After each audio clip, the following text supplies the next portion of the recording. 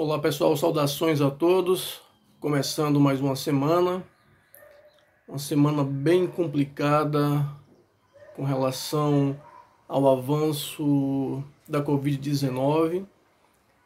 Tenho assistido aí os telejornais, lido muita coisa, tenho visto aí que essa flexibilização que está sendo proposta pelos representantes dos poderes municipais e até estaduais de algumas localizações do Brasil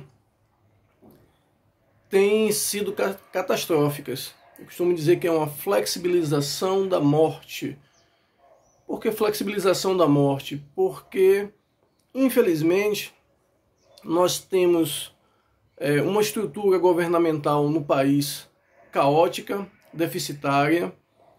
Nós não temos um planejamento governamental efetivo para o combate ao Covid-19. Pelo contrário, nós estamos vendo aí muito desvio de verbas públicas com relação à pandemia. Muita gente aproveitando para meter a mão no dinheiro público. Não é que não tenha sido feito antes, só que agora o dinheiro está mais fácil porque não há a necessidade de licitação. Então cada um acha que é dono do dinheiro da população e está aproveitando para saquear os cofres públicos. Sem contar que também estão buscando trabalhar com o ódio da população e também com a ignorância no que diz respeito ao isolamento.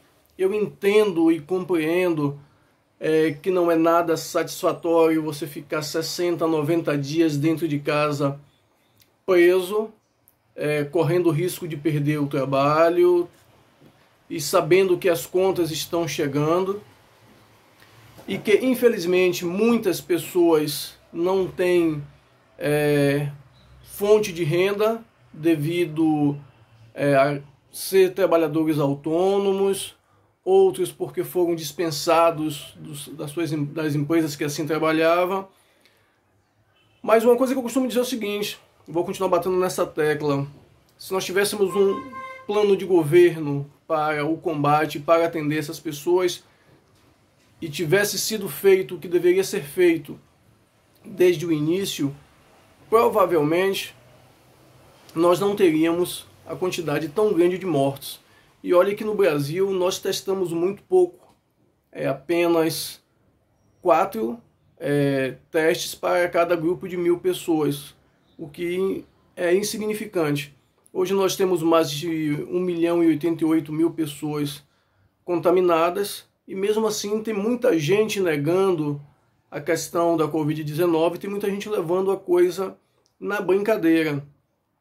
E com isso a gente consegue entender e mensurar o tamanho da ignorância da população, em sua maioria, com relação ao que está acontecendo referente à pandemia.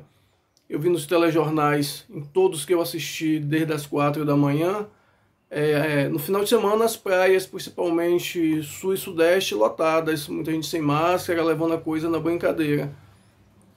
Então, do jeito que está, talvez, como já disseram que ia morrer umas 30 mil, ou que poderia matar umas 30 mil, talvez a gente consiga aí alcançar o índice dos Estados Unidos, para que então a gente possa ter um plano de governo voltado para o combate à pandemia e que a população talvez consiga abrir os olhos e entender a necessidade do isolamento social e do uso de máscara, da asepsia das mãos e coisas do tipo. E a gente também não pode deixar de falar no nosso vídeo de hoje porque a família Bolsonaro está tão calada depois da prisão do Queiroz. Será que o Queiroz tem tanta coisa assim a revelar que deixa a família Bolsonaro com os nervos à flor da pele?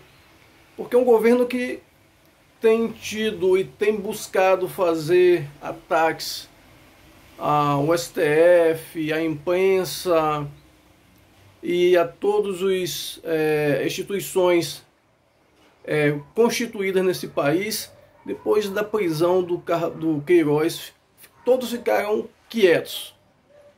Ninguém disse absolutamente nada, a não ser o advogado, o Assef, que se dizia ser advogado do presidente e também do 01, aquele mesmo 01 dos esquemas da rachadinha, ao qual o Queiroz era responsável por gerir e passar uma parte para ele, segundo consta nos autos do Ministério Público do Estado do Rio de Janeiro. E seus advogados estão tentando justamente cancelar e suspender mais uma vez todas as investigações no que diz respeito ao esquema de rachadinha praticado pelo 01 da família Bolsonaro, enquanto ele era deputado estadual no Rio de Janeiro. A CNN, inclusive, vinculou uma matéria na sua página online falando a respeito disso, que toda a investigação pode ser suspensa ou até mesmo cancelada, porque dizem que pelo fato dele ter foro privilegiado, inclusive na época dos delitos, deveria ser investigado por um órgão competente, ou seja, como sempre vai terminar em pizza. Aí vamos esperar, porque o julgamento desse pedido está na mão de uma desembargadora que vai dar um retorno agora dia 25.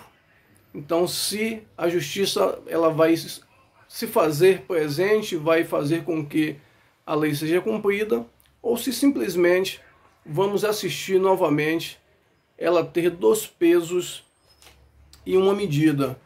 E hoje os principais sites de notícia política e também as principais emissoras, principalmente a Globo, que atualmente é adversária ferrenha de Bolsonaro, mas que ajudou ele a se eleger com a campanha do herói nacional imparcial de Curitiba, hoje falou a respeito do financiamento dos ataques às instituições públicas pelos milicianos da brigada bolsonarista.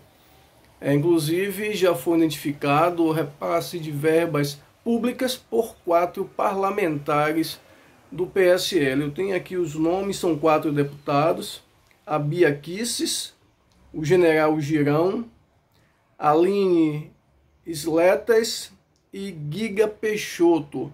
Esse pessoal aí passaram em média coisa de aproximadamente R$7 mil, de 7 a 10 mil reais, para uma empresa que o seu representante é defensor do presidente e que faz ataque ao STF e ao Congresso, inclusive numa ação deflagrada pela Polícia Federal, que saiu hoje pela manhã bem cedo, e da Polícia Civil, foi feito busca e apreensão na chácara de um dos apoiadores do presidente da República, do empresário, eu não fui falar o nome do cidadão errado, André Luiz Basto Paula Costa, que inclusive é acusado no estado de Goiás de esfaquear um idoso. Esse é um dos patrocinadores dos ataques antidemocráticos, das manifestações antidemocráticas, manifestações essa que aconteceu no final de semana no Rio de Janeiro, em Belo Horizonte, em Brasília, em São Paulo, Maceió. O que eu fico literalmente impressionado é principalmente quando se refere aqui ao Nordeste, porque é considerado, junto com o Norte, uma das regiões mais pobres, onde a concentração da população negra ou afrodescendente é maior, onde houve sempre uma repúdia dos sulistas contra essas regiões, e as pessoas aqui estão fazendo campanha, fazendo alusão a esse desgoverno que infelizmente está levando o país a bancarrotas e que infelizmente virou também motivo de piada em todos os editoriais dos principais jornais do mundo. Inclusive o presidente do Brasil foi escolhido como o pior líder por mais de 30 órgãos de imprensa internacional no combate da Covid-19. Tanto é que, pelo fato do Donald Trump ter saído da OMS, o presidente daqui ameaça fazer a mesma coisa, e desde abril que o governo brasileiro não faz a sua contribuição mensal para a Organização Mundial de Saúde. E aí a gente tem hoje 10 possíveis vacinas que tudo indica que, se ocorrer tudo bem, até o final do ano vai estar disponível para o combate ou para uma possível imunização parcial do vírus da Covid-19, e o Brasil corre o risco de ficar de fora desse benefício, apesar de que uma vacina chinesa está vindo ser testada aqui no Brasil, principalmente em São Paulo. O interessante é que a China, com mais de 1 bilhão de habitantes e que ainda tem casos de Covid, foi um dos primeiros lugares a identificar um surto da doença, vem fazer justamente esse teste aqui. Pelo que parece, a população brasileira vai ser os gados para ser testado essa vacina. Isso, de certa forma, para muita gente é bom. Eu particularmente fico preocupado, porque a gente não sabe quais são os efeitos colaterais que isso pode ter na vida das pessoas. E fica a preocupação. E por falar nisso, hoje, esse final de semana, e agora com os dados mais atualizados, nós temos no Brasil mais de 1 milhão e 89 mil pessoas contaminadas. Segundo o médico infectologista do Hospital Emílio Ribas, esse prognóstico com certeza é 8 ou 10 vezes maior. Até porque não há uma testagem em massa aqui, e muitas vezes os resultados dos testes feitos no setor público demoram muito. Às vezes as pessoas vêm até a óbito e esses testes não ficam prontos. Hoje nós já temos mais de 50.800 pessoas falecidas, e a gripezinha que foi dita inúmeras vezes pelo presidente da República e por seus apoiadores está ceifando inúmeras vidas. A preocupação toda é como é que a população vai se portar com relação a essa flexibilização, já que muitas cidades e muitos estados estão fazendo isso. O Ministério Público está entrando com ações contra várias prefeituras, inclusive contra alguns estados com relação a essa flexibilização. Porque, por exemplo, no interior de São Paulo nós tivemos um aumento muito grande, algumas cidades do interior da Bahia também um aumento muito grande do número de casos e do número de mortes. Hoje a Bahia tem 46.279 casos confirmados e 1.391 mortes, sendo que o maior número de contaminados e de mortes está justamente na cidade de Salvador. E para não deixar de falar também, ontem a maioria das emissoras comemorou e fizeram várias exibições sobre os 50 anos do tricampeonato da seleção brasileira. Mas a nota referente ao período embranquecido que o país vivia na década de 70, houve uma pincelada muito básica. Será que esses meios de comunicação estão ainda com, como dizia o ditado popular, com o rabo preso com relação àqueles que promoveram e patrocinaram a ditadura no nosso país, porque o enfoque foi tão grande nos 50 anos do TRI e se falou tão pouco sobre a ditadura, sobre as inúmeras mortes, sobre as torturas. Isso foi muito pouco falado, muito pouco discutido. Eu não vi um empenho dessas emissoras. Olha que eu acompanhei inúmeras delas ontem no decorrer do dia, e só se falava na conquista, nos jogadores. Eu não estou aqui querendo diminuir o prestígio de cada um dos atletas que participaram daquele evento. Eu só estou querendo entender por que, mesmo 50 anos depois da ditadura militar no Brasil, as emissoras falam tão pouco a respeito. Tem medo de alguma coisa? Ou foram essas emissoras também que, de certa forma, promoveram essa ditadura? Porque aqui, ao contrário de muitos países, nós não tivemos uma punição aos responsáveis pelo golpe, nem pelos assassinatos. A lei da anistia colocou no mesmo patamar os torturados, os assassinados e os assassinos e torturadores. Então, eu acho que esse debate deveria ser, sim, ampliado, não deveria se fazer com que a população esquecesse, porque infelizmente muita gente não fala, os livros se relatam muito pouco, a mídia muito menos. Então a gente precisa ampliar esse debate para que situações como a que nós estamos vivendo agora, do país entrar num namoro com o fascismo e com o governo de extrema direita, a gente não venha viver algo semelhante ao que foi a Itália com Mussolini, ou uma ditadura como foi em 64, apesar de que nós temos o governo mais militarizado fora das ditaduras que nós temos conhecimento.